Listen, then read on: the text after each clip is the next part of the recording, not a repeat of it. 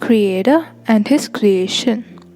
Today we are going to go a long way back, approximately 6,000 years into history.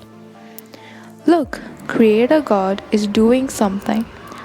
God is repairing a dark and formless earth. For that, God first creates light. He names the light as day and the darkness as night. The next day, that is, the second day, God creates the heaven, or what we call the sky.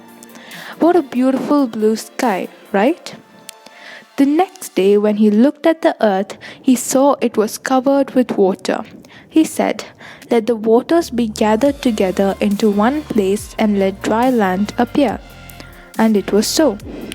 God called the dry land earth, and the waters that were gathered together he called seas. And God said, "Let the earth produce trees that bear fruit and vegetation." And it was so. And the third day turned to night. On the fourth day, God created the sun to rule the day and the moon and the stars to rule the night. Isn't it wonderful to look up into the night sky and see the moon and the stars? Many of us have enjoyed that sight, right? Now friends, did you get a doubt in your mind? God created the sun and the moon on the fourth day. Then what was the light on the first day? Here's the answer to that. Our God is a God who can create light without a source, because God Himself is light. Then why did God create the sun and the moon? They are there to mark signs and seasons, days and years.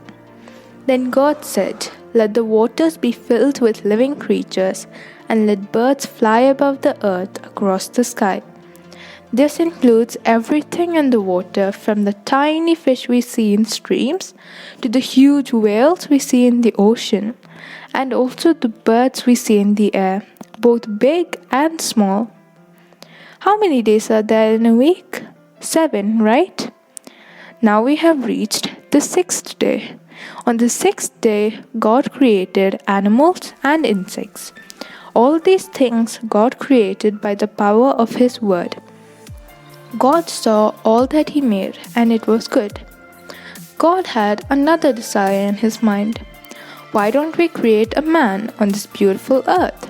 Isn't it good to have a person to look after all this? God came down to earth and using His hand created a man in His own image from the dust of the earth. He breathed the breath of life into his nostrils, and the man became a living being. In this beautiful earth, God created the most beautiful garden, the Garden of Eden.